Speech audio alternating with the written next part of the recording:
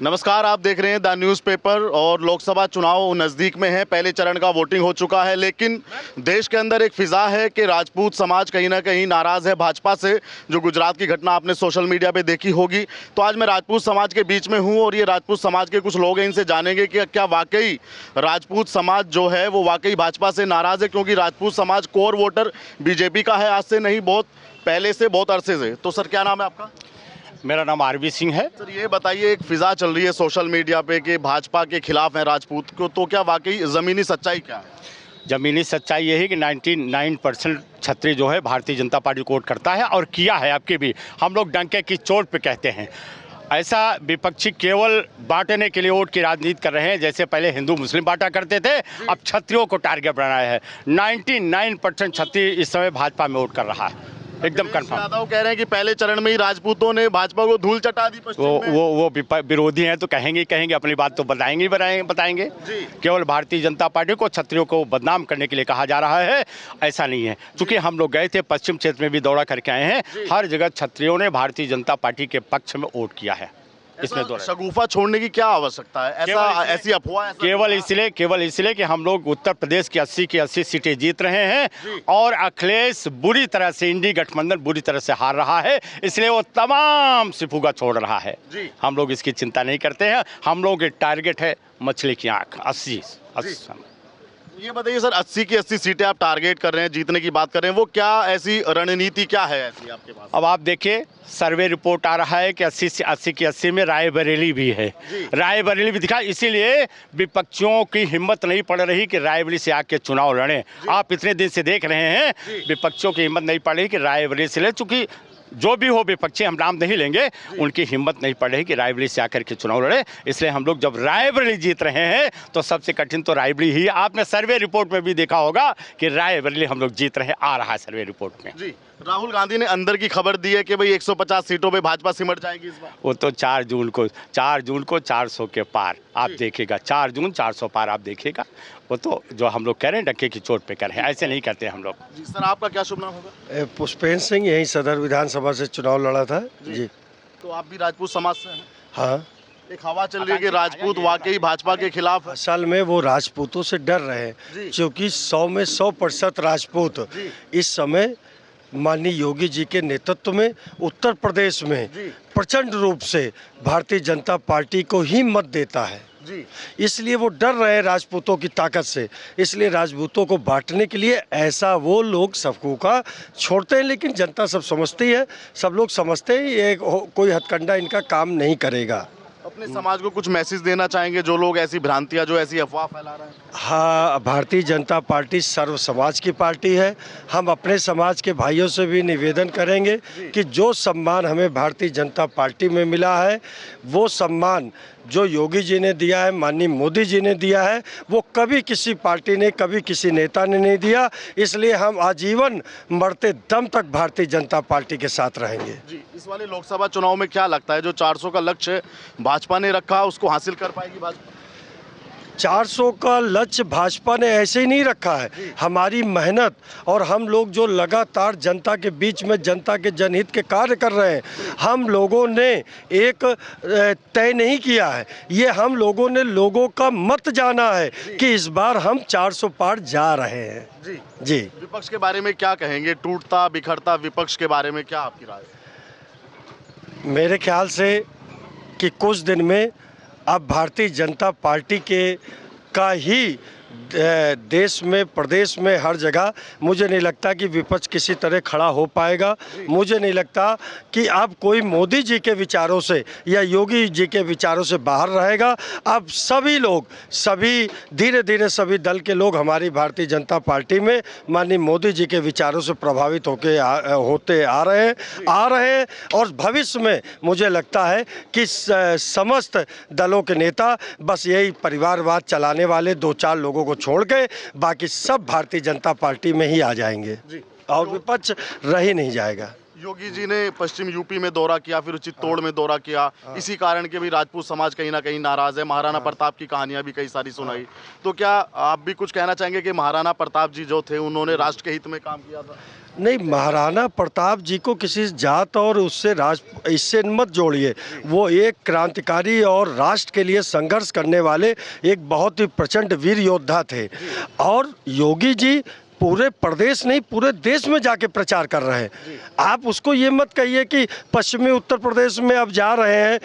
क्या कब नहीं गए योगी जी पश्चिमी उत्तर प्रदेश में? लगातार होते हैं, लेकिन चुनाव में कई बार गए नहीं। वो कई बार हर जगह रायबरेली अभी आ चुके हैं और अभी फिर आना है। मुझे लगता है 2 से 3 चक्कर रायबरेली होंगे। तो इसका ये मतलब नहीं कि जो है ये तो चुनाव में, और ये लोग जो सकोपा छोड़ते हैं इसका कोई, चूंकि राजपूतों की ताकत से डर रहे हैं, पूरा राजपूत एक मत होके, उनके साथ जितने अन्य समाज हैं सब एक मत होके भारतीय जनता पार्टी को प्रचंड जीत दिलाते हैं।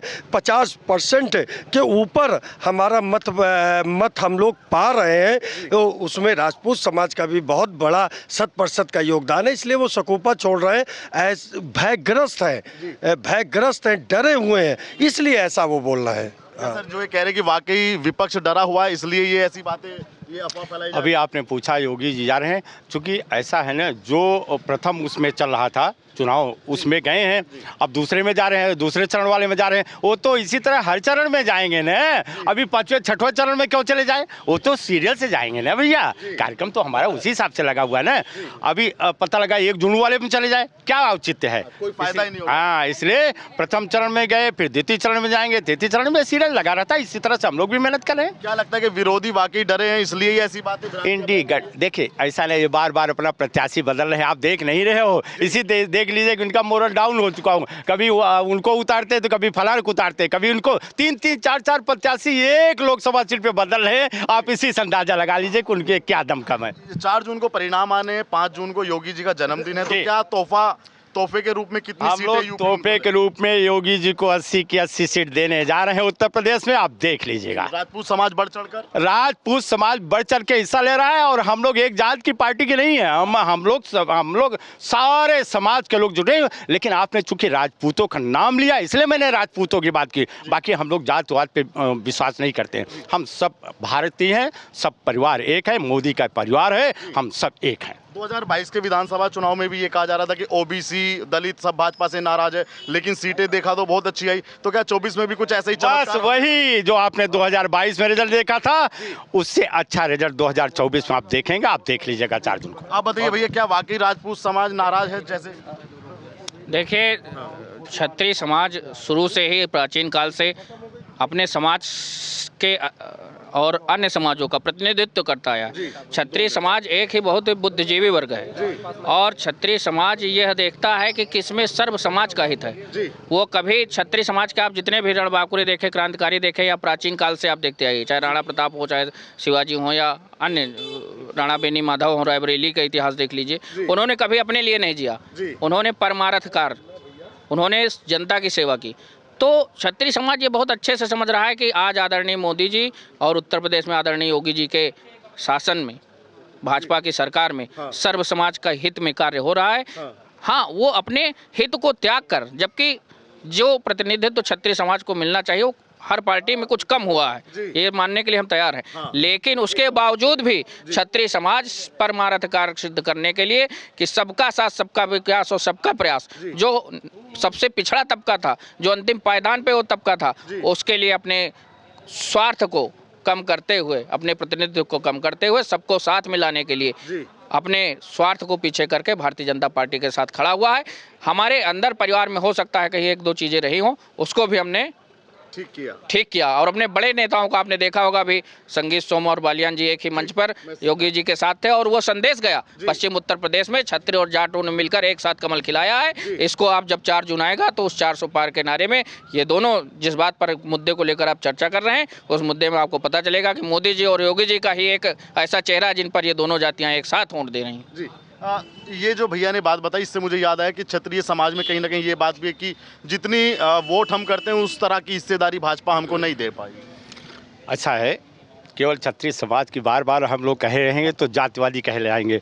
इस समय हमारी सरकार योगी मोदी सबका साथ, सबका विकास, सबका प्रयास, सबका विश्वास, ये चारों उस पे चल रहे हैं। और मोदी जी ने कहा हुआ है 4 जातियां हैं, ज्ञान आप समझ गए ना, बस 4 जातियों को लेकर के हम लोग चल रहे हैं। बाकी किसी जात का हम लोग नाम नहीं लेते हैं। बस हमने आपको बताया कि क्षत्रिय समाज 99% वोट भाजपा को किया है। ये जो मिथ्या है वो तोड़ते हुए मैं आपको बता रहा हूँ। जो मिथ्या कांग्रेस के गठबंधन को किस तरह देखते हैं? यूपी के अंदर अखिलेश यादव और कांग्रेस पार्टी का गठबंधन हुआ। ऐसा है, कांग्रेस का सबसे मजबूत गढ़ रायबरेली और अमेठी था। जब रायबरेली और अमेठी में आप जीरो हो रहे तो देख रहे हो। ऐसा है, सोनिया जी बड़ी नेता थी। सोनिया जी ने यहाँ सर्वे कराया। किसी जमाने में रायबरेली में 5 विधायक हुआ करते थे कांग्रेस के, जिला पंचायत अध्यक्ष हुआ करता था, एमएलसी हुआ करता था, चेयरमैन हुआ करता था। आज बिल्कुल जीरो है। तो सोनिया जी बड़ी नेता हैं, समझदार हैं। उन्होंने जो डिसीजन लिया, इसी बेस पर डिसीजन लिया है कि जमीन तो हमारी खिसक चुकी है तो हम क्या करेंगे रायबरेली जा करके,